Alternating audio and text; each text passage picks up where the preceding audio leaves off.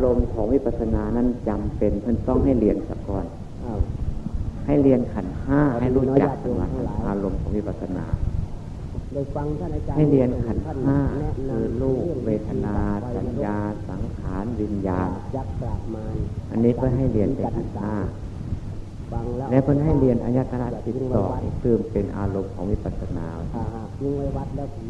อายตนะภายใน6อายตนะภายนอก6เพราะฉะนั้นก็คิดว่าญาติโยมและอินทรีย์22อริยสัจสี่ปฏิจจสมุปบาท12ให้เรียนให้รู้จักถ้าหากโมรู้จักสิ่งนี้แล้วเป็นการเจริญสติปัฏฐานที่เรียกว่าเจริญวิปัสสนานั้นเป็นการเข้าใจได้ยากมาทำบุญกันทุกวันก็จะได้บุญผมก็ไปเรียนนำเพิ่นปฏิบัติทุกวันก็พอเรียนได้แต่เมื่อปฏิบัติแล้วมันก็จริงอยู่ดอกคำพูดอย่างนั้นแต่คำพูดอย่างนั้นมันยังแก้ทุกบทได้ผมเลยโบได้ค่อยมาเว้าจักเรื่องอารมณ์ของวิปัสสนาถ้าหากพวกท่านต้องการอยากได้อารมณ์วิปัสสนาอย่างนั้นต้องไปเรียนเอาในหลักสูตรนักธรรมชั้นตรีชั้นโทชั้นเอกหมู่ท่านได้เรียนมาแล้วถ้าหากพวกท่านเรียนแล้วเข้าใจแล้วก็คงจะหมดทุกข์ไปแม้ญาติโยมผู้ได้บวชได้ศึกษาเล่าเรียนปริยัติมาจนได้เป็นมหาก็มีแต่ก็ยังแก้ทุกข์บ่ได้ผมเองก็เคยได้เรียนมาเพียงเล็กน้อยก็แก้ทุกข์บ่ได้สิ่งแก้ทุกข์บ่ได้นั้นผมเลยว่าโมแมนอารมณ์ของวิปัสสนาสิ่งที่มันแก้ทุกข์ได้นั่นแหละผมว่าเป็นอารมณ์วิปัสสนาโดยเฉพาะอย่างยิ่งพวกเราไปติดเอาแต่วิธีการต่างๆเท่านั้นคือติดวิธีการนั่งอย่างนั้นกราบอย่างนี้ไหว้อย่างนั้นเดินอย่างนี้จึงจะถูกต้องให้ตั้งสติไว้จังสันให้ตั้งสติไว้จังซี่เพิ่นสอนจังสันครับผมได้ไปเฮ็ดน้ำเพิ่นเวลาพลิกมือขึ้นคว่ำมือลงยกมือไปเอามือมามีจังหวะเก็บมือเข้าเอามือออกมีหลายจังหวะครับเข้า4ออก5มีจังหวะที่จะลุกขึ้นมีอยู่12จังหวะมีจังหวะที่จะล้มนอนเราให้ถึงนั้นมีอยู่15จังหวะการกราบครูบาอาจารย์นั้นมีอยู่18จังหวะเราจะเพิ่นว่าผมก็เรียนนะเพิ่นเนื่องในขณะที่ทำจังหวะนั้นพระกันว่าให้ตีงนิ่งเพิ่นว่าอย่างนั้นเมื่อมาคำหนึ่งแล้วคำว่าตีงนิ่งนั้นตกอยู่ในอำนาจของการบริกรรมผมก็เลยเข้าใจอย่างที่เข้าใจโดยที่ว่าความคิดอันนี้ผมก็บ่ได้เคยคิดและนอกจากนั้นเพิ่นจังว่าให้ว่าตายเพิ่นว่าอย่างนั้นผมก็เลยเข้าใจว่าอันตายนั่นก็เป็นการบริกรรมบ่แม่นเป็นการเจริญวิปัสสนาเพื่อให้เกิดปัญญาผมเข้าใจไปอย่างนี้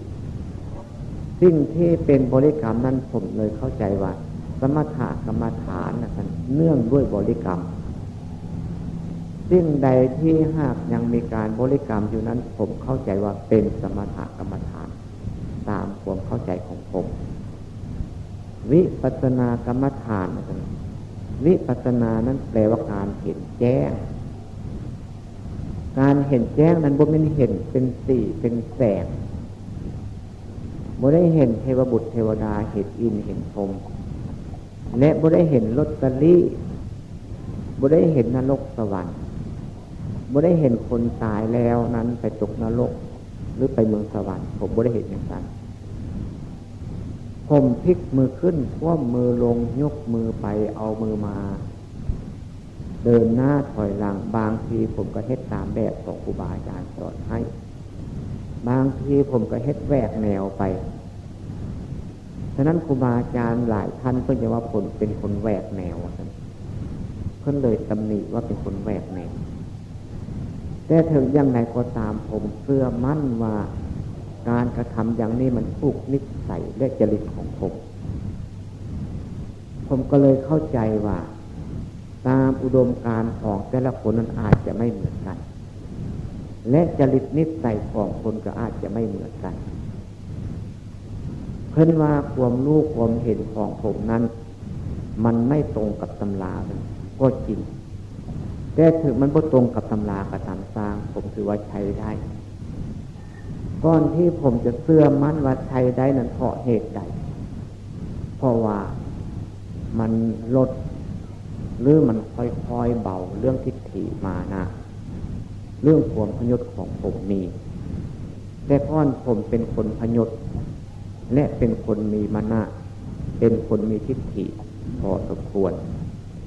เหตุใดว่าผมเป็นอย่างนั้นเพราะผมเคยพูดกับคนแล้วบ่ค่อยยอมคนง่ายๆเพราะว่าผมก็เป็นคนโง่คักบันไดทำไมจึงว่าผมเป็นคนโง่อันนี้บ่เป็นผมอวดดีเข้ามาเล่าสู่กันฟังผมก็เคยยืมเงินคนไปซื้อของมากินครับและผมก็เคยเป็นหนี้คนผมหากินด้วยความสุจริตถึงผมบ่มีผมก็หากินเองแม้เป็นหนี้เพิ่นเฟืองสลึงอัดไทยผมใส่เพิ่นถ้าหากผมยืมมาเพิ่นว่าจิตสองมือไปส่งผมก็ส่งไปส่งโลดผมเป็นอาการจริงว่าผมเป็นนิสัยจังสันมาเมื่อผมมาปฏิบัติธรรมะนี่ผมจะเล่าประวัติให้ฟังเพียงน้อยๆครับผมมาทำพลิกมือขึ้นคว่ำมือลงยกมือไปเอามือมาเดินหน้าถอยหลังอยู่มันมีปลวงปรากฏให้ผมรู้เรื่องรูปนามนี่ครับแต่ก้อนผมว่ารูปังอนิจจังรูปไม่เที่ยงเวทนาอนิจจาเวทนาไม่เที่ยงสัญญาอนิจจาสัญญาไม่เที่ยงสังขาราอนิจจาสังขารไม่เที่ยงวิญญาณังวิญญาณไม่เที่ยงผมเว้าเป็ดครับแต่ผมบ่รู้จักจริงๆผมแต่คนอื่นนั้นท่านอาจจะรู้จักเมื่อผมมาพลิกมือขึ้นคว่ำมือลงยกมือไปเอามือมาผมเลยมีความสำนึกขึ้นรูปนี้มันได้แก่ร่างกายในทุกส่วนเป็นรูปพลิกมือขึ้นคว่ำมือลงเป็นรูปสิ่งที่รูปพลิกมือขึ้นคว่ำมือลงนั้นเรียกว่านามฉะนั้นรูปกับนามนั้นมันจึงติดกันอยู่ในนั้นถ้าหากรูปนามนี้ออกจากกันเมื่อใดก็คือว่าคนตายผมเลยเข้าใจอย่างนี้เมื่อเข้าใจอย่างนี้แล้วผมเลยเข้าใจว่ารูปธรรมนามธรรมธรรมะนี่คือการกระทำทุกวิธีแม้จะทำการทำงานทางฝ่ายโลกก็ดีหรือจะบำเพ็ญสมถกรรมฐานทางฝ่ายธรรมก็ดีเรียกว่ารูปธรรมนามธรรมเพราะรูปทำแล้วนามก็ทำไปด้วยผมเลยเข้าใจจังซี่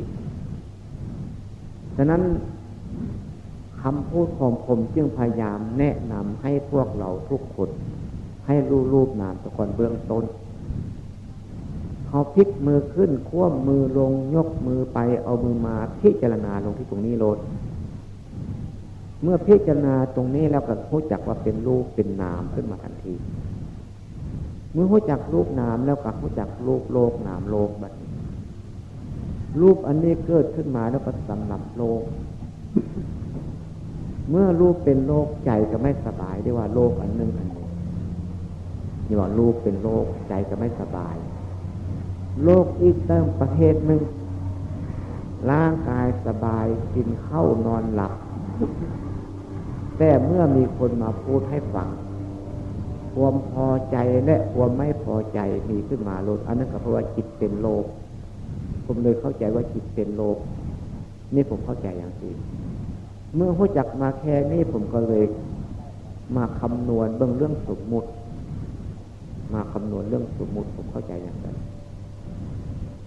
สมมุตินี่เราควรศึกษาให้รู้จักแท้ๆท่านทั้งหลายที่พวกท่านเคยศึกษาเล่าเรียนปริยัติมาพอสมควรเรื่องสมมุตินี่แหละเราไปติดกันเรื่องสับแสงสมมุติสับแสงสมมุตินั่นเราไปเรียนแปลมาแล้วแปลเอาบางทีก็ผิดบางทีก็ถูกเพราะพระพุทธเจ้านั้นไม่ได้เป็นคนเกิดบ้านเฮาเมืองเฮา ผมเป็นคนไทยครับเป็นคนอินเดียแม้ท่านทั้งหลายทุกคนคงจะเข้าใจว่าพระพุทธเจ้าเป็นคนอินเดียผมเป็นคนไทยเมื่อพูดภาษาอินเดียแล้วเราก็จะไม่รู้จักดังนั้นครูบาอาจารย์จึงไปเรียนภาษาอินเดียนั้นแปลมาให้เป็นภาษาไทยการแปลนั้นบางทีอาจจะถูกต้องกับความหมายอันนั้นก็ได้บางทีแปลไปอาจผิดความหมายนั้นก็ได้ก้อนที่ตัดคำนี้ผมเอาที่เว้าตัวสำคัญให้ฟังนิดเดียวได้ใส่อย่างนั้นบ่ได้ไฟฟ้าคือกันถ้ามันขาดฟิวนึงแล้วจะเอาไปใช้เป็นแสงไฟคือเอานั้นบ่ได้มีอยู่ในทุกคนคำนี้ผมเลยไปสะดุดใจว่าพระพุทธเจ้าตัดผมครั้งเดียวสันอ้าวแล้วกันครูบาอาจารย์ทั้งหลายว่าพระพุทธเจ้าตัดผมครั้งเดียวมันบ่แม่นเอาทำไมจิบ่แม่นเพราะเขาแปลมาตามปกติผมพระพุทธเจ้านี่ต้องยาวคือกันกับผมธรรมดาคนทั่วไปถ้าตัดแล้วก็ต้องยาวตามธรรมดานี่แหละถึง14-15 วันก็ต้องยาวเหมือนกันถ้าสิ่งที่ถอนผมออกมาทุกเส้นแล้วผมนั้นบุกกลับคืนมางอกอีกตื่นถ้าหากเฟือกเขามาคึงไว้ดีๆแล้วเนี่ยอย่างที่ผมว่าเนี่ยเอามีดมาตัดซะแล้วเฟือกนั้นจีเข้ามาถึงกันถึงเป็นไปบ่ได้ถ้าหากไฟฟ้าสมมุติว่าสายไฟมันขาดสักเส้นหนึ่งแล้วไฟต้องบ่เดินสายนั้นฉะนั้นมันมีอยู่แต่มันบ่มีผมเลยเข้าใจจุดนี้อันนี้เป็นคำสอนของพระพุทธเจ้าโดยเฉพาะคนอื่นไม่ต้องสอนอย่างนี้เมื่อผมมาสะดุดตัวนี้แล้วผมอันนั้นเป็นคำสอนของอาจารย์ทั่วไปเรื่องการทำบุญให้ทานรักษาศีลหรือทำสมถกรรมฐานเป็นคำสอนของอาจารย์ทั่วไปเรียกว่าศาสนาสิ่งที่มันมีความปรากฏเกิดขึ้นทางจิตใจคล้ายๆคือมันถอนผมออกทุกเส้นนี่อันนี้เป็นคำสอนของพระพุทธเจ้าโดยเฉพาะคนอื่นไม่สอนและคนอื่นไม่มีความสามารถที่จะรู้อย่างนี้ได้ต่อมาเมื่อพระพุทธเจ้ารู้แล้วท่านจึงเอาไปสอนวิธีสอนของท่านก็บ่หลายบ่ได้ว่าเรื่องขันธ์5อายตนะ12ธาตุ18อินทรีย์22อริยสัจ4ปฏิจจสมุปบาท12อันนั้นเป็นคำสอนของศาสนาทั่วไปผมเลยเข้าใจอย่างนี้วิธีที่พระพุทธเจ้าสอนโดยเฉพาะคือหยังมันวิธีที่เพิ่นบอกให้เบิ่งใจให้เอาสติมาดูใจโดยเฉพาะเมื่อเอาสติมาดูใจนี่ครับใจมันคิดทีแรกผมบ่รู้จักครับทีแรกผมบ่รู้จักผมเบิ่งใจผมนี่ในขณะตอนนั้นบัดนี้ผมกลับมาว่าตอนต้นพี่ได้ครับบัดนี้เมื่อกี้นี่ผมว่าตอนปลายบัดนี้ผมจะมาว่าตอนต้นนี่ฉะนั้นการพูดนั้นจึงว่ามีทั้งต้นและปลายถ้าจะว่าไปตามตั้งแต่ต้นไปตามลำดับไปก็ได้หรือจะจังจะว่าตั้งแต่ปลายพุ่นย่อลงมาก็ได้ผมโดยบกเกอร์เขินต่อการเข้าใจของผมและผมบ่มีความวันไหวต่อคำพูดของไผ่ทั้งหมดครูบาอาจารย์ว่าให้ผมเป็นคนแหวกแนวผิดเพิ่นแท้ผิดครูบาอาจารย์ทั้งหลายแท้แหวกแนวแท้เพราะผมกับครูบาอาจารย์บ่ใช่เป็นคนเดียวกันเนี่ยการสูงดำต่ำขาวบ่คือกันและความรู้ความเห็นก็บ่คือกันคนเรามันต้องเชื่อมั่นตัวเองว่าผิดถูกถ้าหากผิดเป็นมิจฉาทิฏฐิถ้าหากเห็นถูกเป็นสัมมาทิฏฐิก่อนที่รู้จักว่ามิจฉาทิฏฐิกับสัมมาทิฏฐินั้นจะเชื่อได้บนใดเชื่อได้คำพูดสิ่งที่ของที่ใส่ได้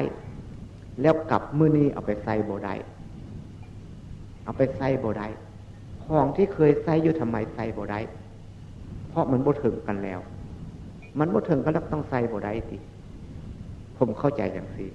แต่คำว่าถึงทำไมจึงบ่ถึงยังบ่หาเสื้อมาต่อมันบ่แม่นของติดต่อ ของสิ่งนั้นมันบ่เป็นของติดต่อและก็มีอยู่ในท่านหมดทุกคนผู้หญิงก็มีผู้ชายก็มีเจ๊กก็มีไทยก็มี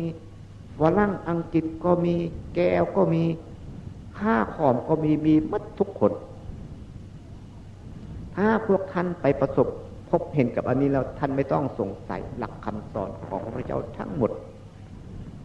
คำสอนของพระพุทธเจ้าทั้งหมดนั้น 84,000 พระนามขันธ์นั้นอยู่จุดเดียวเท่านี้ไม่มากไม่ต้องพูดให้มันมาก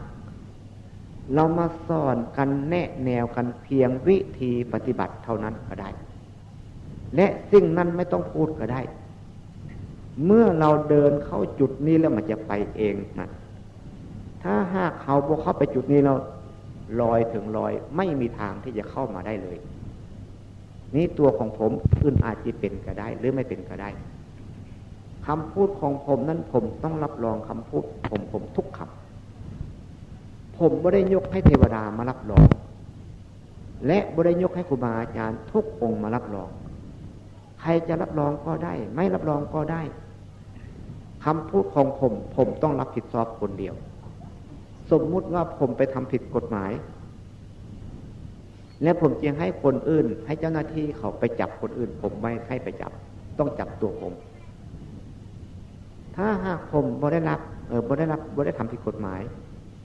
คนอื่นที่หาทราบว่าผมผิดกฎหมายผมบ่ยอมรับถึงตายก็เอาชีวิตให้ฆ่าลงทีเดียวฆ่าเลยผมบ่ยอมรับคำผิดเท่านั้นฉะนั้นผมจึงว่ากล้ายืนยันคำพูดของผมทุกคำในตำรับตำรานั้น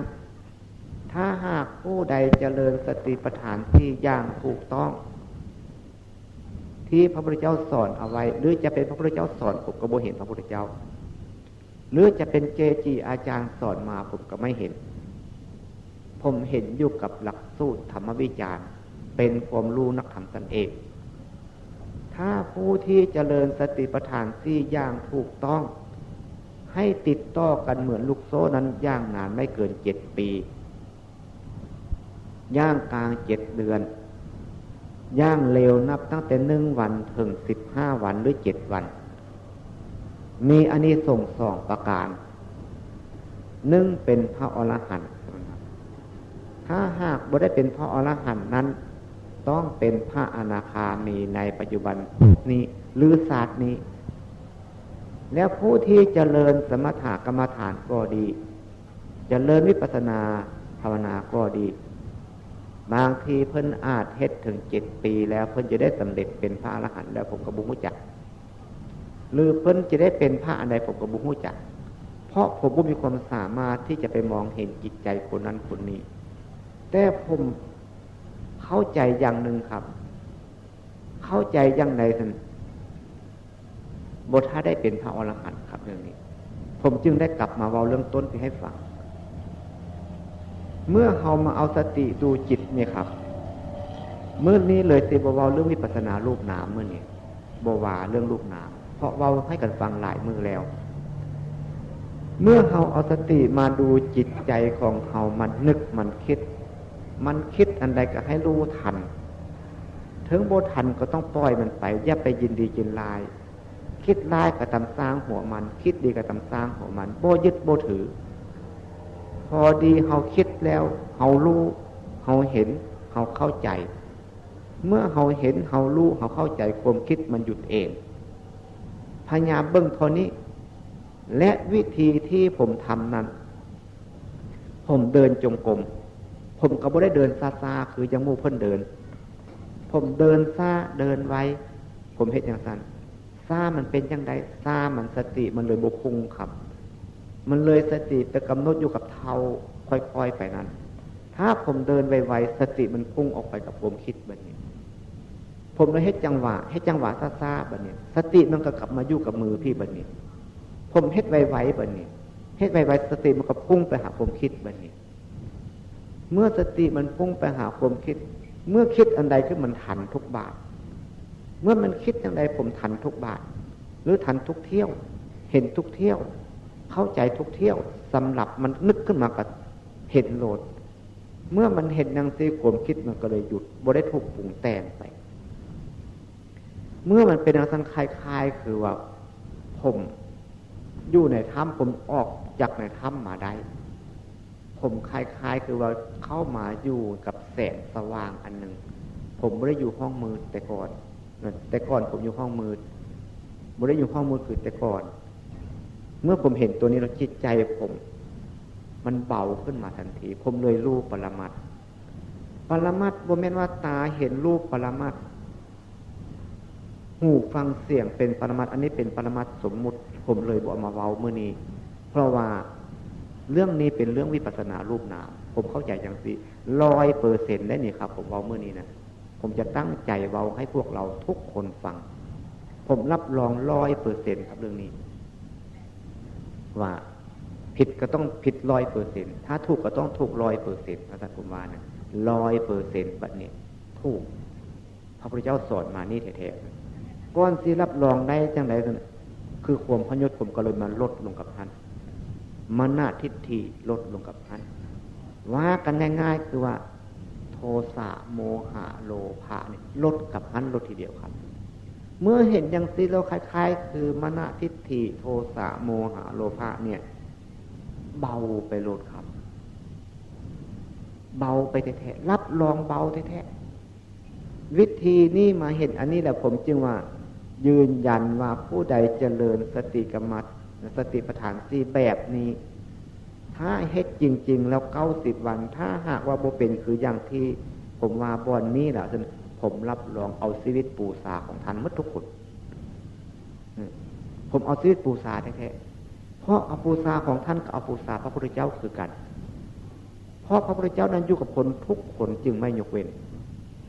บ่แม่นจิตสอนเวทนาสัญญาสังขารจิตเท่านั้นเท่านี้ดวงบ่แม่นอันนั้นเป็นเรื่องคำพูดของคนซื่อๆบ่ได้แม่นจังซั่นมันแสดงออกมาวัตถุหมายถึงของที่มีอยู่บ่ต้องว่าดินฟ้าอากาศบ่ต้องว่าบัดนี้ต้นไม้ภูเขาบ่ต้องว่าวัตถุสิ่งนั้นปรมัตถ์หมายถึงเมื่อสติเข้าไปสัมผัสได้จริงๆอาการสิ่งเหล่านั้นเปลี่ยนแปลงหนักเป็นเบาได้จริงๆอาการสิ่งนั้นควมบังปิดไว้ออกได้จริงๆให้เป็นอย่างนั้นจึงว่ามันน้อยๆเมื่อเห็นอย่างนั้นแล้วก็แสดงโทสะโมหะโลภะชัดเจนเห็นอยู่ทุกลมหายใจแม่นั่งก็เห็นนอนก็เห็นกินดื่มก็เห็นเรียกว่าเห็นธรรมต้องเห็นอันนี้ครับว่าไม่เห็นอันอื่นใครสิว่าเห็นอันอื่นผมก็บ่เชื่อก็ของผู้อื่นเห็นแม่นบ่เนาะจะไปเชื่อไปได้หยังเราเห็นอย่างใดก็ต้องเอาจังนั้นมาเว้าเพราะจึงว่าไม่ได้ยืมคำพูดของไผทั้งหมดผมเชื่อแน่ว่าผมพูดตามความจริงของผมด้วยความจริงใจเมื่อเข้าใจอย่างนี้เวทนาสัญญาสังขารวิญญาณไม่เป็นทุกข์รูปคนนี้เป็นเทวดาไม่ได้เวทนาสัญญาสังขารวิญญาณนั้นเป็นเรื่องของเทวดารูปกายนี่เป็นเรื่องของคนเวทนาเสวยทุกข์เสวยสุขเพราะคนมีทุกข์มีสุขเวทนาไม่มีทุกข์เป็นเวทนาของเทวดาสัญญาไม่มีทุกข์เป็นสัญญาของเทวดาสังขารไม่เป็นทุกข์เป็นสังขารของเทวดาวิญญาณไม่เป็นทุกข์เป็นวิญญาณของเทวดาบ่ไม่จิตครับอันนี้ผมรับรองตัวผมเองครับบ่ไม่จิตส่วนจิตอีกเรื่องนึงจิตกับตัวชีวิตเป็นคนละเรื่องกันอีกเรื่องนึงผมเข้าใจอย่างนี้ครับว่าเวทนาเป็นจิตสัญญาเป็นจิตสังขารเป็นจิตวิญญาณเป็นจิตอันนั้นเป็นความเว้าของผู้อื่นครับบ่แม่นความเว้าของผมบ่รับรองอันนั้นครับผมรับรองคำนี้พี่รับรองคำพูดผมว่าพี่ครับเวทนาสัญญาสังขารอย่างเมื่อโทสะโมหะโลภะบ่มีแล้วเวทนาไม่มีทุกข์สัญญาไม่มีทุกข์สังขารไม่มีทุกข์วิญญาณไม่เป็นทุกข์อย่างอันนี้เป็นนามรูปครับบ่แม่นรูปนามมันเป็นทั้งนามมันเป็นทั้งรูปตัวนี้จึงว่าโอ้เทวดานั้นบ่มีรูปแต่อาศัยรูปนี้ได้ครับอาศัยรูปนี้ได้บ่แม่นเทวดานั้นบ่มีตนบ่มีตัวบ่แม่นอีกตัวนึงโอ้เทวดานั้นหมายถึงคนบ่มีขี้โกรธอยู่สบายคือเวทนาไม่เสวยความทุกข์สัญญาไม่เสวยความทุกข์สัญญาสังขารวิญญาณไม่เป็นทุกข์เพิ่นเอิ้นเทวดา เพราะเทวดาเนี่ยความอยู่สบายความเยือกเย็นมีฮิริโอตปะมีความละอายการทำพูดคิดว่าสังคมต้องเข้าใจไปทั้งสิ้นเมื่อเข้าใจทั้งสิ้นผมเลยเข้าใจเรื่องความเป็นอริยบุคคลลดประเดียวครับความเป็นอริยบุคคลเป็นกับที่ตรงนี้บ่แม่นสิบุฮู้อันนี้แล้วเป็นพระอริยบุคคลนั้นผมก็บ่รับรองถ้าฮู้อันนี้แล้วฮู้ซื่อๆนะครับฮู้มาจากตำรานะครับพูดได้ว่าเวทนาสัญญาสังขารวิญญาณเป็นนามธรรมผมไม่รับรองถ้าหากเห็นอันนี้ลดมานะลดทิฏฐิลดความพยศนั่นแหละเป็นอริยบุคคลได้จริงๆขั้นต้นเป็นอริยบุคคลเรียกว่าพระโสดาบันบุคคลและก็มีความสามารถจะพยายามปล้องให้ทุกคนเข้ามาเห็นจุดนี้การสอนของผมว่าไม่จะซี้ไปทางอื่นครับซี้ไปทางอื่นมันมากครับคำสอนของพระเจ้ามีมาแต่ความจริงแล้วไม่เห็นจุดนี้แล้วถูกหมดบ่ต้องไปสอนให้มันมานี่เป็นอย่างนั้นผมเลยคำนวณได้ว่าใบไม้ในป่ากับใบไม้ในกำมือของพระพุทธเจ้าเนี่ยเพิ่นกำใบไม้แห้งขึ้นมากำหนึ่งแล้วถามภิกษุทั้งหลายว่าใบไม้ในป่ากับใบไม้ในกำมือของเราตถาคตนี้เอามาเปรียบกันแล้วอันใดมากน้อยกว่ากันภิกษุที่พระพุทธเจ้าถามนั่นก็เลยว่าใบไม้ในป่านั้นมากหลาย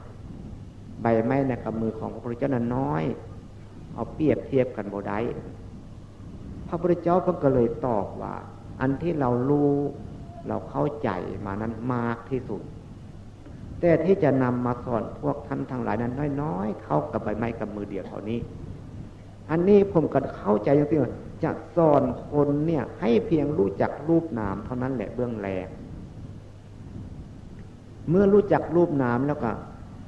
บ่ต้องรู้ไปให้มากก็ให้รู้จักสมมุติแล้วก็แล้วให้มาเบิ่งความคิดนิโรธครับมันคิดให้รู้จักทันทีมันคิดให้รู้จักทันทีผมก็เลยเอามาเปรียบครับเป็นคนเปรียบเทียบเหมือนแมวกับหนูถ้าหากหนูบ้านเรามีแล้วเอาแมวมาเลี้ยงไว้เมื่อมีแมวแล้วหนูมันย้านถึงมันบ่ย้านมันกระโดดออกมาแมวก็ต้องกินโลดบัดนี้เมื่อเรามีสติอยู่ที่โทสะโมหะโลภะเกิดขึ้นไม่ได้จริงๆการสร้างสติแบบนี้มันทันกับการเคลื่อนไหวและเหตุการณ์ต่างๆที่แรกนั้นต้องพลิกมือขึ้นคว่ำมือลงยกมือไปเอามือมาสาพอดีเรื่องรู้จักรูปนามแล้วไม่ต้องสาผมเข้าใจอย่างนี้เพราะความคิดมันก็มีตัวตนมันไวที่สุดนึกแป๊บเดียวนึกมันไปได้รอบโลกจึงว่าเอาไวใส่มันไวต้องไวทันกันโลดถ้าซากับไวบ่ทันกันจักเทื่อนี่ผมเว้าตัวผมเองอันนี้ผมไม่ได้เว้าผู้อื่นเมื่อมีความปรากฏอย่างที่ผมก็เลยเสื่อมมั่นว่าโอ้นี่เป็นขั้นหนึ่งแล้วพอดีในระยะผมเดินจงกรมตอนแหลงครับเป็นอันนี้ครับผมว่าให้ฟังซื่อๆในเกณฑ์5 โมงกว่าเนี่ยคล้ายๆที่ทำวัดเป็นเดินจงกรมทางเดินจงกรมผมประมาณ3 วากัวผมก็บ่เดินไปไกลกลับไปกลับมาพอรู้อันนี้แจ้งสัตว์ปุ๊บปั๊บจิตใจผมเปลี่ยนอีกตื่นขึ้นหนึ่งผมเลยสัมผัสเรื่องกิเลสนี่แหละกิเลสที่หมายถึงอย่างเหนียวว่าซั่นตัณหาหมายถึงความอยากอุปทานหมายถึงการยึดมั่นถือมั่นกรรมหมายถึงวิบาก และหมายถึงเราที่ได้เสวยทุกข์สุขอันนั้นเลยเข้าใจอย่างนี้ในขณะช่วงระยะผมเดินจงกรมอยู่นั้นจิตใจผมได้2 ระดับนี้ผมจึงเชื่อว่าแน่ว่าอันนี้มันลดอันนี้อันนี้มันลดอันนี้พอดีมาปฏิบัติมาขั้นแรกพอดีรู้ตัววิญญาณแล้วมันเลยมืดในใจผมพอดีมันมืดผมเบื้องตรงนี้เข้าไปคล้ายๆคือมันจี้ผ้าออกนี่ก็ได้ครับหรือว่าคล้ายๆคือว่ามันมีความสว่างขึ้นในใจก็ได้มันมีความปรากฏในใจของผมความยึดมั่นถือมั่นมันก็หายไปกิเลสตัณหาต่างๆนั่นมันก็ค่อยๆลดลงไป ก็เลยบ่ยึดมันถือมันไผสิเว้าซั่งใดก็สบายใจ เรื่องหมู่นี่ครับเรื่องต่อไปผมก็เลยมาเอาสติดูความคิดอยู่หั่นก็เลยบ่เป็นครับต่อไปบ่เป็นผมก็เลยมานอนตอนเช้าผมดูตื่นก็จะในเกณฑ์ตี 4ครับผมทำงานอยู่ในขณะนั้นมาเดินจมกรมอยู่ประมาณตี 5เป็นอีกตื่มได้2ระดับอีกตื่มครับจิตใจผมยกขึ้นตื่ม2ระดับยกขึ้นไปฟ้าผู้ใดก็บ่แม่นยกไปใส่ก็บ่แม่นมันจิตใจมันปรากฏขึ้นใหม่ตื่ม2คือครับเดินจมกรมคือเก้าครับเดินไปเดินมาในขณะตอนสุดท้ายเนี่ยผมก็เลยเข้าใจว่าผมถอนเส้นขนผมนี่ออกทุกเส้นหรือว่าร่างกายผมนี่มันขาดออกจากกันไปทั้งหมดเลยบ่แม่นมันนึกมันคิดได้ครับผมบ่เคยคิดจักเทื่อบ่แม่นผมนอนหลับครับกำลังผมย่างอยู่ครับกำลังผมเดินอยู่หรือคล้ายๆคือผมได้สมมุติเอาไว้โอ้ว่าเอาเสือกมามัดที่ตรงนี้ถ้าเอามีดมาตัดหรือเอาไฟมาจุดมันหดเข้าไปแล้วดึงสกันบ่ถึงโอ้เรื่องนี้นี่เรื่องพระพุทธเจ้าสอนว่าจุดนี้ว่าซั่นผมเลยเข้าใจอย่างสิฉะนั้นผมจึงได้บ่ได้เชื่อครูบาอาจารย์แม้บ่เชื่อไผทั้งหมดเลยผมก็เลยมีปัญหาถามตัวเองขึ้นมาทุกคนทำได้บ่ซั่นได้ทุกคนเป็นบ่ซั่นเป็นทุกคนทำไมจึงว่าเป็นทุกคนอันที่มันบ่เป็นนั้นเฮ็ดบ่ถูกมันบ่ถูกจุดนี้มันบ่เที่ยวมานี้มันก็เลยบ่เข้ามานี้ถ้าให้จังซี่ได้จะเป็นทุกคนเพราะทางมันมาเท่านี้แยกจากทางนี้ไปบ่ได้ว่าท่านผมถามปัญหาตัวเองเรื่องนี้มีอุปสรรคอยู่บัดนี้เอาเว้ามาวันนี้เราก็ต้องว่าเรื่องอุปสรรคให้ฟังเพิ่นนึงในขณะที่เราเจริญวิปัสสนาเรื่องวิปัสสนารูปนามนะบัดนี้เอาเรื่องวิปัสสนารูปนามมาว่าให้ฟังเมื่อรู้จักรูปนามแล้วรู้จักตั้งแต่รูปนามรูปธรรมนามธรรมรูปโลกนามโลกแล้วก็รู้จักทุกขังอนิจจังอนัตตารู้จักสมมุติรู้จักศาสนารู้จักพุทธศาสนารู้จักบาปจากบุญหมดเท่านั้นผมรับรอง 100% นอกเหนือจากนั้นไม่มีนี่ผมกล้าสิครับอันที่รู้จักนั้นไปนั้นเป็นวิปัสสนูบ่แม่นวิปัสสนาแก้ทุกข์ไม่ได้ฉะนั้นผมฟังวิธีของแต่ละคนว่านั้นทุกคนแต่ดูว่าเว้าไปนั่นคือจิเว้าไปตามอารมณ์ถ้าเป็นอารมณ์นั้นมันว่าเว้าไปตามอารมณ์ซื่อๆแก้ทุกข์บ่ได้ความเว้าแบบนั้นเป็นความเว้าของวิปัสสนูวิปัสสนูแปลว่ากิเลสอุปกิเลสวิปัสสนูอุปกิเลสอาจารย์ผมเข้าใจอย่างนั้นผมก็เป็นครับบ่แม่นผมบ่เป็นนะครับผมก็เป็นมันคิดอันนั้นอันนี้จะไปแก้ปัญหาผู้นั้นจังซั่นจะไปแก้ปัญหาผู้นั้นจังซี่คิดสงสารผู้นั้นจะไปสอนจังซั่นจะไปสอนจังซี่ครับมันเป็นไปอย่างนั้นครับแต่มันลืมตัวไปครับมันได้อยากออกจากนอกตัวไปเป็นความรู้ของวิปัสสนูอันนั้นแก้ทุกข์บ่ได้มีผู้ใดมาเว้าให้บ่พอใจอย่างนี้อยู่ครับอยากเอาแต่สนะหมู่เมื่อมาเห็นปรมัตถ์นี่แหละครับตัดความคิดตัวนั้นได้แล้วกลับมาเบิ่งคิดจุดใจความคิดนี่ครับตัวนี้กลับเข้ามาเป็นวิปัสสนาครับตัวนั้นแบ่งทางกันครับนี้เป็นวิปัสสนูตัวนี้เข้ามาทางนี้เป็นวิปัสสนาเมื่อมาเบิ่งวิปัสสนาเนี่ยพอดีจิตใจเปลี่ยนปุ๊บจิตใจมันบ่เคยพบความสุขประเภทนั้นครับมันก็เลยพอใจอันนี้เป็นวิปลาสกับเป็นปีติครับนี่มันมาซ่อนกันอยู่ที่ตรงนี้ครับวิปลาสนั้นติดความสุขเกินไปอยากกระโดดโลดเป็นโอโบแมนมันอยากลืมความสุขอันที่เราเป็นนั้นมันอยากลืมปกติที่ครับพอดีมันอันนั้นออกไปมันเป็นปกติได้ครับพอดีอันนั้นออกไปมันเป็นปกติมันอยากลืมปกติมันอยากไปจับความสุขคุณอันนี้เป็นวิปลาสครับบัดนี้เรามาติดความสุขตัวนั้นเป็นปีติอันตัวปีตินี่เป็นอุปสรรคต่อการเดินทางของพวกเราบ่งให้เราได้ตั้งใจเบิ่งความคิดของเรามันเลยไปติดความสุขอยู่หั่นเมื่อไปติดความสุขอยู่หั่นมันก็เลยบ่ได้เบิ่งคิดครับมันเลยบ่เบิ่งความคิดมันเลยไปเบิ่งอารมณ์กับความคิดนั่นจึงเป็นคนละอันกันอีกตื่นเท่านั้นมันไปเบิ่งอารมณ์มันก็ไปติดอยู่อารมณ์มันก็เลยเป็นความสุขอันนั้นเรียกว่าปีติเป็นสิ่งที่ขวางกั้นบ่ให้เราได้เบิ่ง บอกให้เราได้เบื้องจิตเบื้องใจของเราเมื่อเรากลับมาเบื้องจิตของใจเบื้องจิตเบื้องใจของเราปีติมันหายไป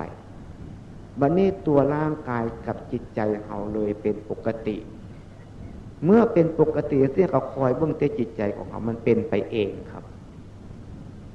ผมก็เลยมาเปรียบเทียบว่าโอ้น้ำทุกเม็ดฝนตกลงมาแต่ถึงฟ้าฝนทุกหยดครับเมื่อจิตตกใส่จอมภูจอมเขากระทำสร้างมันต้องซื้อซึมลงไปหาของหาว่ามันต่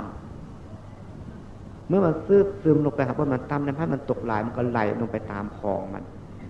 เมื่อมันตามคลองน้อยลงไปมันจะไปตามคลองใหญ่มันก็จะลงไปหาน้ำคลองลงไปหาน้ำซีลงไปหาน้ำมูลลงไปหาน้ำโขงมันจะลงไปทะเลเมื่อทุกคนทุกเม็ดฝนจะลงไปที่ทะเลเมื่อทุกเม็ดครับฉะนั้นพวกเราที่มาปฏิบัติกรรมฐานกันอยู่ในขณะนี้ผมเชื่อแน่ในใจว่ามีอุดมการณ์อย่างเดียวกันเพราะทุกคนคงจะลงไปสู้ทะเลให้หมดไม่มากก็น้อยเมื่อเฮาทุกคนมีอุดมการณ์อย่างนี้ต้องปฏิบัติอย่างนี้นิพพานนั้นบ่แม่นว่าที่ตายแล้วยังเอาครับถ้าหากทุกคนไปเข้าใจว่านิพพานตายแล้วยังเอานั้นอันนั้นก็ถูกความข้าเจ้าครับบ่ถูกบ่แม่นเนี่ยเพราะความเห็นของคนมันไม่เหมือนกันความสุขที่แท้นั้นคือเฮาเป็นปกติเท่านั้นความปกตินั่นแหละครับเป็นความถูกต้องถ้าหากยังบ่เป็นปกตินั้นความถูกต้องยังไม่มีมันเป็นอย่างนั้นครับผมเลยเข้าใจอย่างนี้ตัวชีวิตของเขาจริงๆนั้นไม่มีอันใดเลยที่มันมาปรุงมาแต่งให้เขาคิดอันนั้นนี่บ่ไม่จิตใจเขาบ่แมนครับบ่ไม่ตัวชีวิตของเขาเป็นตัวกิเลสซื่อๆผมเลยบ่รู้จักว่าจิต89เจตสิก52รูป28ผมเลยบ่ได้เอามาสนใจผมเลยบ่ได้เอามาสนใจจิตเจตสิกผมก็เลยบ่ได้เอามาสนใจสิ่งเหล่านั้นมันเป็นคำพูดมันได้แก้ทุกข์บ่ได้จนผมได้เรียนเบื้องหนังสืออภิธรรมครับอภิธรรมเพิ่นให้เอามาอ่านผมก็ได้เรียนน้อยๆครับและมันแก้ทุกข์บ่ได้เมื่อมาเป็นจังซี่แล้วผมรับรอง100ถึง100ครับ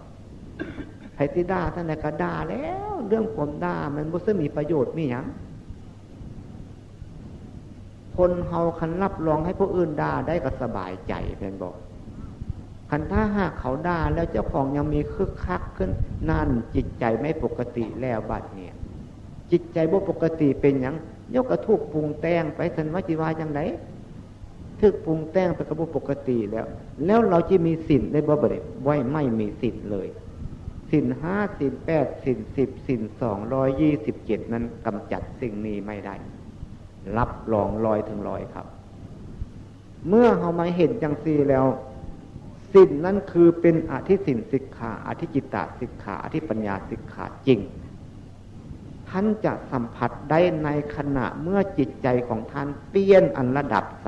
3จิตใจของท่านจะยกระดับจิตของท่านขึ้นไปสู่อันระดับ3จิตใจของท่านจะเปลี่ยนอันระดับ3นั่นแหละศีลอันนี้จะปรากฏเกิดขึ้นกับจิตใจของทุกคนไม่ยกเว้นจะเป็นผู้หญิงก็ตามผู้ชายก็ตามจะเป็นพระเป็นเณรก็ตามเป็นอย่างกระซ้างเพราะมันมีอยู่ในคนทุกคนผมจึงกล้ายืนยันรับรองว่าไม่ยกเว้นและผมยังกล้ายืนยันอีกตื่มเท่านึงว่าเอาย่างนานไม่เกิน3 ปีและผมยังกล้ายืนยันอีกตื่มว่าถ้าหากท่านเป็นข้าราชการเงินเดือนของท่านกำหนด 3,000 บาทถ้าท่านมาเจริญสติปัฏฐาน4แบบนี้ในเกณฑ์90 วันทำให้ติดต่อกันจริงๆผมหาเงินให้ครบ3 เดือนแล้วให้ 9,000 บาทแต่ผมบ่มีเงิน 9,000 ผมก็สิหาให้เมื่อท่านรู้แล้วท่านจะทำอย่างไรเราก็เป็นค่อยพระพุทธเจ้าเป็นค่อยพระธรรมเป็นค่อยพระสงฆ์เราต้องทำแทนพระพุทธเจ้าทำแทนพระธรรมทำแทนพระสงฆ์พระพุทธเจ้าคือไผคือผู้รู้นั่นแหละพระพุทธเจ้า คือตัวสติปัญญายังรู้เข้าไปสัมผัสได้จริงๆนั่นแหละพระธรรมคือหยังคือเอาคำสอนอันนั้นไปสอนแนะนำให้เขารู้ได้เห็นได้เข้าใจได้พระสงฆ์คือไผคือผู้ที่เชื่อฟังแล้วปฏิบัติตามอย่างสันครบกำหนด90 วันแล้วต้องรู้ถ้าหากไม่รู้แล้วผิดเลยคำสอนแบบนั้นไม่ถูกต้องจริงๆอันนี้เราเคยทำกรรมฐานกันมาแล้วบางคนทำ9 ปี10 ปีก็มี4 ปี5 ปีก็มีเราไปเอาสิ่งที่มันแก้ทุกข์บ่ได้มาเว้ากันผมเลยบ่ได้เว้าเรื่องนิมิตยิบยิบแยบแยบผมบ่เว้าอันว่านิมิตนั่นน่ะมันบ่แม่นครับเขาบ่ฮู้จักคำว่านิมิตซ้ำบ่ฮู้จักผมมีแต่ครูบาอาจารย์เพิ่นในขณะผมทำกรรมฐานน้อยๆเป็นเนรนะครับครูบาผมเนี่ยสอนให้ผมเอามือไปลูบที่บินหม้อไว้ครับผมเป็นเนรน้อยผมจะฮู้จักมั้ยยังหม้อนึงเข้าหม้อออกหม้อแกงเขานะครับเพิ่นให้เอามือผมไปลูบที่บินหม้อสิท่านเห็นเสือมาเพิ่นให้เอามือตบหน้ามันท่านตบหน้าเสือเพิ่นบอกจังซี่ผมก็เฮ็ดแล้วเสือมันสิมีมาจากเทือของว่ามันบ่เฮ็ดจากเทือได้เสือมันก็บ่มีแต่ว่าเห็นอย่างอื่นเห็นสีเห็นแสงนั้นเห็นเพราะเขาคิดเอาครับ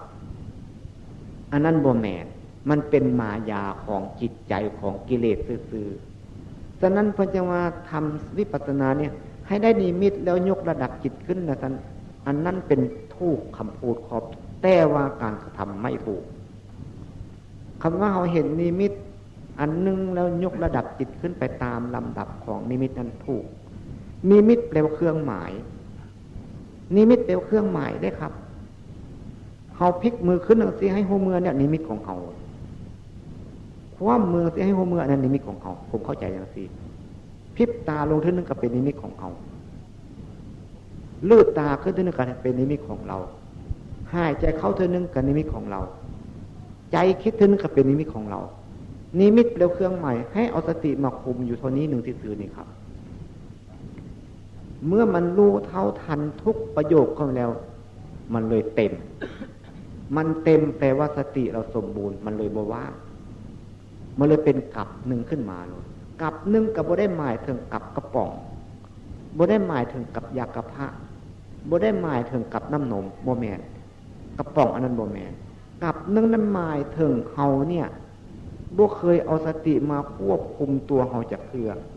การเคลื่อนไหวโดยวิธีใดเฮาบ่ได้เอาสติมาควบคุมจักเทื่อ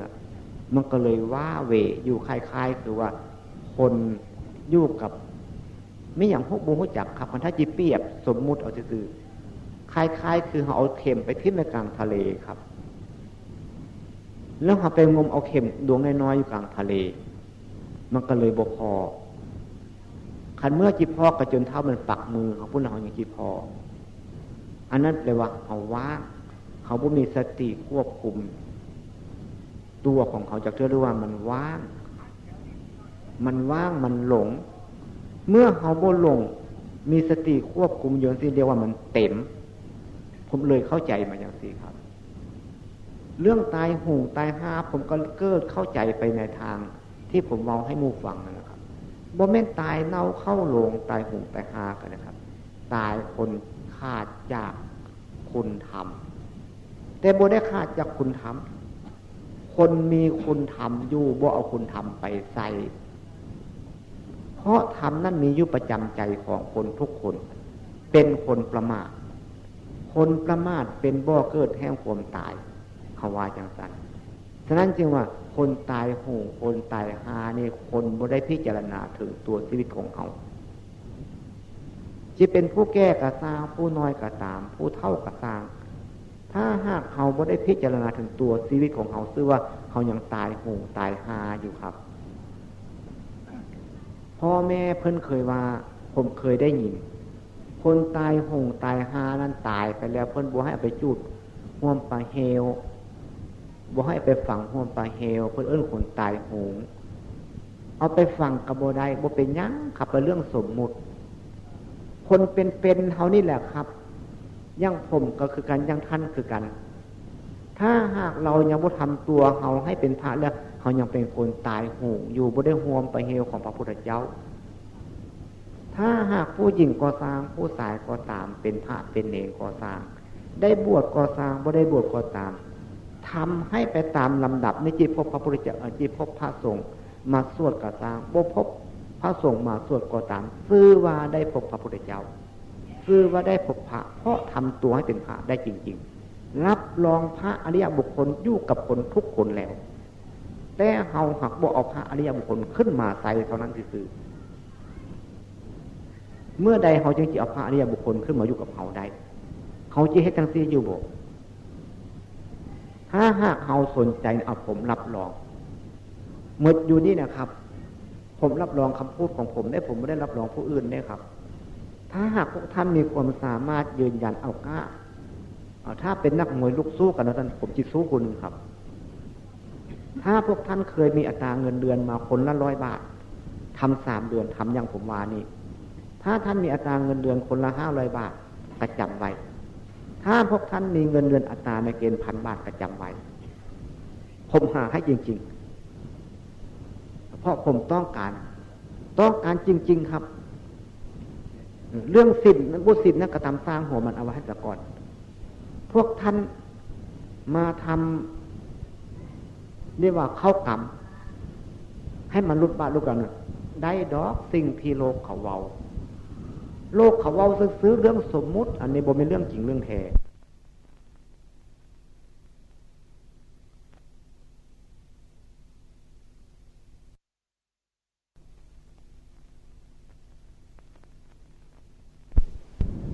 ท่านสิบกเข้ากรรมนี่ก็ได้นะครับถ้าไปเจริญสติปัฏฐาน4อยู่ในเรื่องเข้ากรรมอบัตต่างๆมันที่ตกออกปุกปิกออกผู้เดียวมันละแม่ครับมันจะตกเอาย่อหู้จักได้มันสิไปเฮ็ดหยังคนอันคนเฮ็ดนั่นคือคนกูหู้จักซื้อๆครับท่านหู้จักบ่ขัดไปด่าเขาหู้จักแต่ใจให้ไปด่าเขานั่นน่ะด่าเขามันเป็นจังไดเอาด่าเขาเจ้าของทุกข์เกือบตายเนี่ยไปด่าผู้อื่นอีกตื่นซ้ำกำลังงับตัวเฮาพี่มันสิบ่ดีก็ไปด่าผู้อื่นพุ่นบ่พระพุทธเจ้าเพิ่นสอนจังซี่เด้อข้าเจ้าพ่อแม่ครูบาอาจารย์ลองฟังคักๆเด้อันที่ผมเว้านี่เพิ่นว่า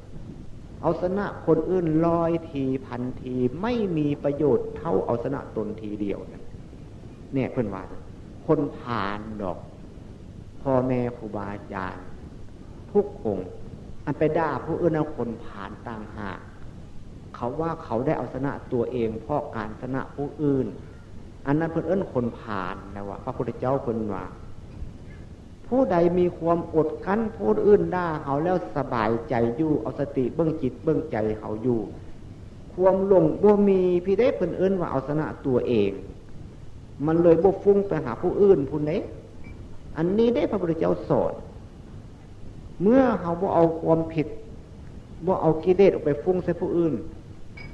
นก็เลยบ่มีทุกข์ตัวเขาก็เลยบ่มีทุกข์นี่เป็นว่าการทานธรรมย่อมชนะทานทั้งปวงการทานอื่นหมื่นแสนว่าจะเป็นว่าก็ไม่เหมือนการให้ธรรมะเป็นทานอื่นหมื่นแสนคือทานเงินทานทองนี่แหละครับให้เขา11,000 100,000คันเขายังใจหายอยู่กับยังบ่ได้ประโยชน์หลายถ้าหากเขามีผู้ใดมาไว้เขาแล้วความสุกปกหรือความหยาบขายต่างๆนะเขากลับเอาสติมาดูใจเขาอยู่นี่รับรองโลดครับอันนั้นแหละเพื่อเอื้นฐานธรรมเขาบ่มีเขาขอเอาไปซะเจ้าบ่มีอย่างนั้นเอาไปซะเพิ่นว่าเขาทานธรรมกำหมายถึงเข้าใจดีแล้วก็ไปว่าเขาฟังอีกตื่นเทื่อนึงถ้าหากพ่อแม่ครูบาอาจารย์ทานสิ่งนี้แล้วความสงบเกิดขึ้นมาแท้ๆหากพ่อแม่พี่น้องที่เอาแต่เงินแต่ทองไปทานนั้นความสงบมีน้อยครับถ้าหากเขามีเงิน100นะเอาไปทานซะ100บัดนี้ลูกเขาเจ็บท้องขึ้นมาหรือตัวเขาเจ็บท้องขึ้นมาจะเอาเงินที่ได้ไปซื้อยาทันใจมากินกระหมึดแล้วเนี่ยแล้วบุญอันนั้นสิมาซอยหาบ่ซอยให้เขาเจ็บหัวปวดท้องเสาบ่เสาถ้าหากคนสลาดแล้วทานกับทานกับบ่ได้ห้ามแต่ว่ารักษาไว้แด่เอาไว้ซื้อยาทันใจกินแด่ ผมเองได้ทานแล้วอันนี้เรื่องนี้ครับผมเฮ็ดวิปัสสนาผมบ่เฮ็ดวิปัสสนาครับผมหลงขออภัยไว้เมื่อกี้เนี่ยผมสร้างวิทย์อันนึงครับพ่อแม่เพิ่นสอนบอกว่าตายไปเทื่อนี้แล้วเกิดมาชาติหน้าจะได้ไปได้ขุมคำว่าผมอยากได้ขุมคำครับผมก็เลยสร้างวิทย์สร้างโดยที่ว่าเงินกำลังอึดผมนั้นครับมีเงิน80 บาทในขณะผมมีเงิน80 บาทนั้นผมมีลูกน้อง5 คนเลยนะครับผมไปค้ามีเงิน80 บาทอุ้มลูกน้องได้5 คนเลยมาจ้างเขาขุดวิทย์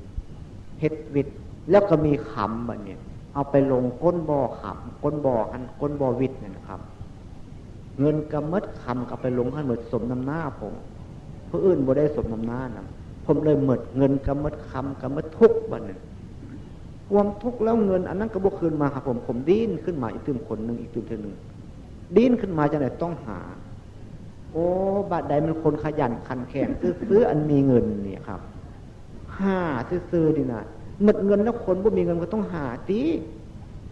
ต้องคิดต้องหาต้องพลิกต้องปิ้นต้องซื้ออันนั้นขายอันนี้ก็เลยมีขึ้นมาตื่มเล็กๆน้อยๆครับจนกระทั่งมาสร้างโบสถ์สร้างศิลป์เฮ็ดกองโหดกองบวชเฮ็ดไปหมดทุกอันผมนี่อยากได้บุญหลายผมก็ยังบ่เห็นว่าผมมีบุญเถื่อ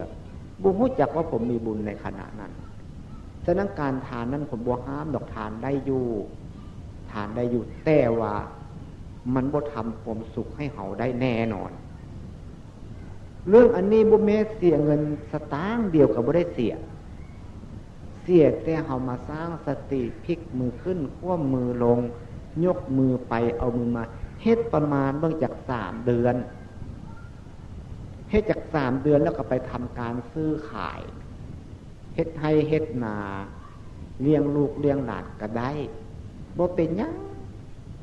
เพราะความสุขประเภทนี้มันจะเข้าไปอยู่ในจิตใจ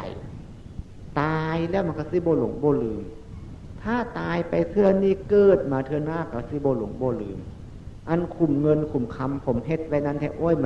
มันก็เรื่องนึงอันนั้นน่ะมันก็เรื่องนึงอุจจาระของเจ้าหัวไอ้จวนมันสิไปเป็นเงินเป็นคำนี่ยังไงมันเขาก็ต้องไปคิดเอาตรงนั้นซื่อๆนี่นะอุจจาระของเจ้าหัวไอ้จวนก็คืออุจจาระของเขานี่แหละคือกันนั่นแหละหักเพิ่นสอนจังสันผมเลยเสือจังสันให้ซื่อในสมัยนั้นผมบ่เข้าใจแท้ๆมื้อนี้ผมเข้าใจเลยมื้อนี้ผมตั้งอกตั้งใจเพราะว่าผมจะให้เพิ่นอาจารย์เขียนเว้าเพิ่นมหาสุผมก็เลยว่าให้เว้าอีกตื่นเว้ากับเว้าผมบ่เป็นหยังดอกผมบ่ที่เพราะผมต้องการอยากให้พ่อแม่พี่น้องลูกหลานเข้าใจอย่างนี้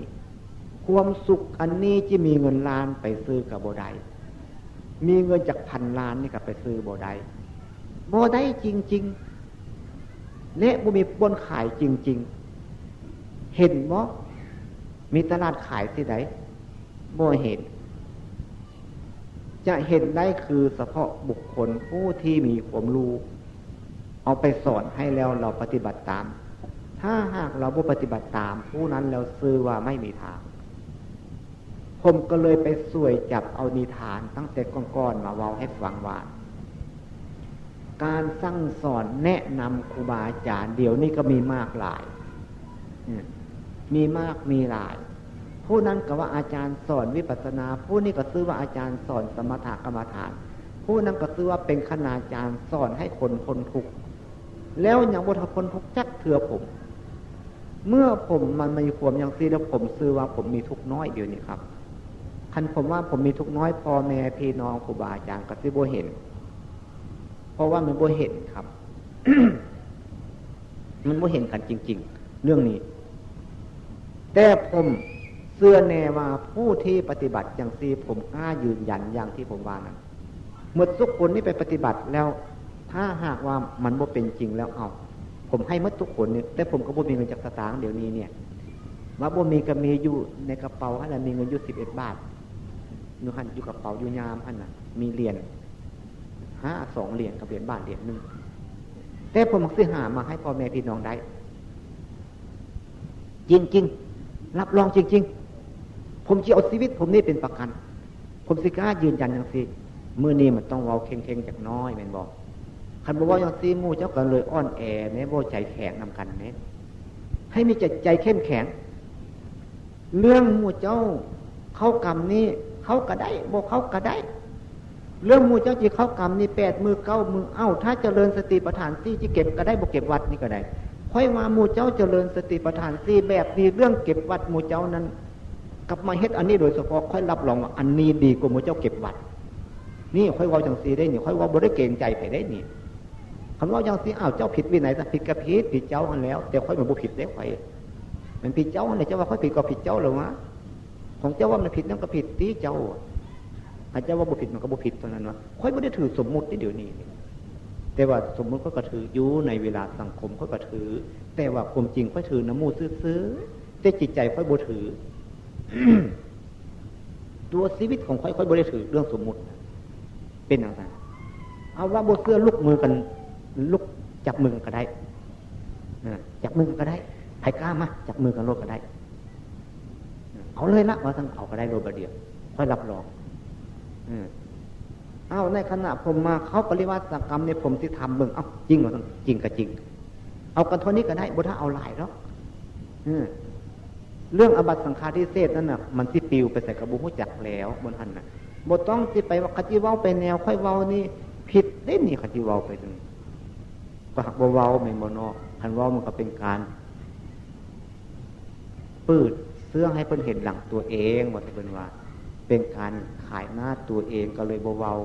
ผมบ่ค่อยเว้าดอกครับแต่ว่าผมกล้ายืนยันในเรื่องนี้ซื่อๆสิมีวิธีกรรมต่างๆก็ได้บ่มีวิธีกรรมต่างๆก็ได้รับรองจริงๆที่บ่รับศีล5ศีล8ก็ได้เพราะมันเป็นสิ่งสมบูรณ์อยู่แล้วนี่การเดินจงกรมสร้างจังหวะบ่ได้เอาร่างกายนี้ไปทำผิดกฎหมายบ้านเมืองและบ่ได้ไปทุจริตอะไรทั้งหมดนี่มันเป็นอย่างนั้นฉะนั้นจึงว่าผมตั้งแต่อายุ40กว่าปีขึ้นมาผมทำผมไปเว้าอยู่ใส่ผมต้องเอาชีวิตไปประกันไว้เพราะผมเป็นผู้น้อยคนผู้เดียวคันเมื่อบอกกล้าอย่างซีแล้วเขาก็ว่าผมเป็นอย่างนั้นอย่างที่เป็นอย่างกระตำสร้างเป็นอย่างกระตาเพศนี้ผมยังบ่ถือว่าสำคัญอยู่นะ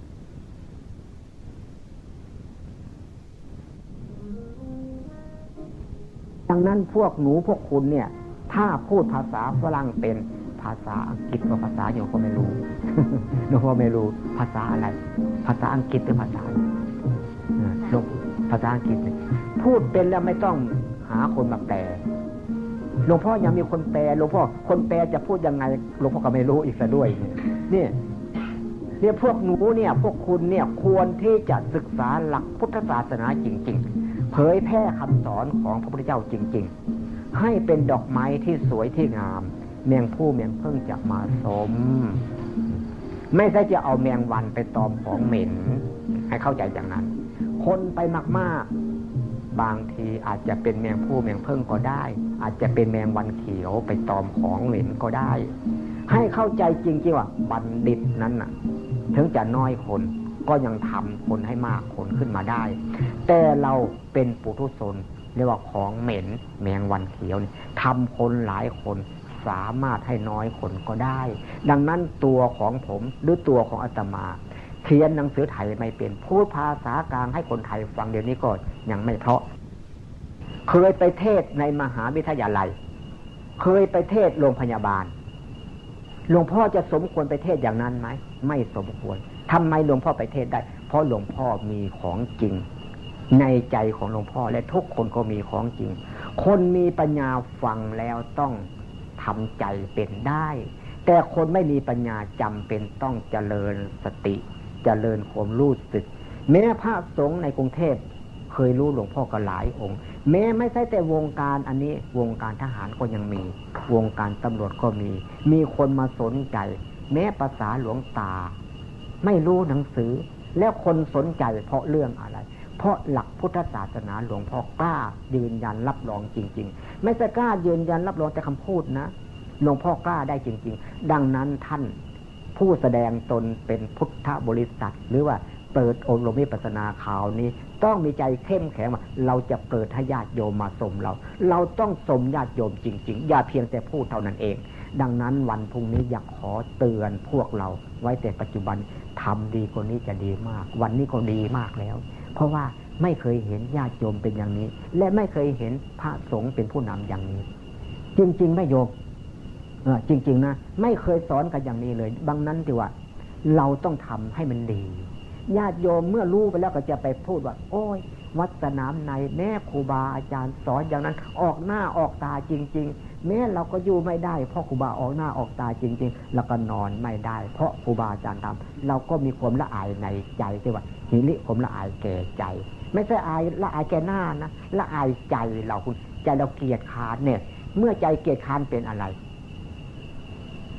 ก็ไม่ดีที่ไม่ดีจะเป็นอะไรก็เปรียบกับสัตว์เดรัจฉานนั่นเองมันไม่รู้อายแม้มันอยากไปขี้ที่ไหนก็ขี้อยากไปอุจจาระบ้านทางนี้นะบ้านหลวงพ่อเรียกว่าขี้หมามันอยากขี้ที่ไหนมันก็ขี้มันอยากเยี่ยวที่ไหนมันก็เยี่ยวเพราะมันไม่มีความละอายในใจแม้นักศึกษาไม่ได้เป็นอย่างนั้นคนนักศึกษาเนี่ยคนกรุงเทพมีความสำนึกตัวอยู่เสมอมีความละอายในใจตัวเองอยู่เสมอจึงว่ามาศึกษาหลักพุทธศาสนาให้เข้าใจจริงๆเราจะออกไปมีคนถามเป็นยังไงโอ้หลักพุทธศาสนาสอนจริงๆให้รู้จักถึงชีวิตจริงๆเราจะได้ไปพูดคนเหล่านั้นก็จะได้รวมตัวกันออกมาเอาไปทดลองดูเนี่ยพวกหนูพวกคุณเนี่ยจะสอนเขาได้สอนฝรั่งก็ได้โดยไม่ต้องอาศัยคนอื่นมาแปลอย่างที่หลวงพ่อเนี่ยพูดไม่เป็นต้องอาศัยคนอื่นแปลบางทีเอาหลวงพ่อนี่ไปฆ่าซะเพราะฉะนั้นหลวงพ่อก็ไม่รู้เนี่ยพวกหนูต้องรู้ใช่ไหมรู้อย่างนั้นเนี่ยการสอนบางทีสอนอย่าโกรธนะเนี่ยหลวงพ่อสอนอย่างนี้คนไปแปลหลวงพ่อบอกให้เราโกรธตีกันเนี่ยฆ่ากันเนี่ยอาจจะแปลอย่างนั้นก็ได้เนี่ยเพราะหลวงพ่อไม่รู้เนี่ยพวกหนูพวกคุณอ่ะอย่าโกรธนะเนี่ยหนูพูดเองอย่าทะเลาะวิวาทกันนะมันเดือดร้อนนะหนูพูดเองหนูรู้หลวงพ่อไม่รู้หลวงพ่อเคยถามหลายคนมาหลวงพ่อไม่รู้นี่เราจะว่าอยากเชิญก็ได้หรือว่าเรียกร้องก็ได้หรือว่านิมนต์เพื่อนภิกษุสามเณรก็ได้ต้องปฏิบัติจริงๆสอนคนต่างชาติต่างภาษาให้เขารู้ตามเห็นตามจริงๆนั้นญาติโยมพระสงฆ์องค์เจ้าทุกวัดทุกบ้านทุกตำบลทุกอำเภอทุกจังหวัดถือหลักพุทธศาสนาแต่ว่าความจริงนั้นเรายังไม่กล้าดังนั้นพวกเรามาที่นี่ขอให้เราทุกคนกล้าทำ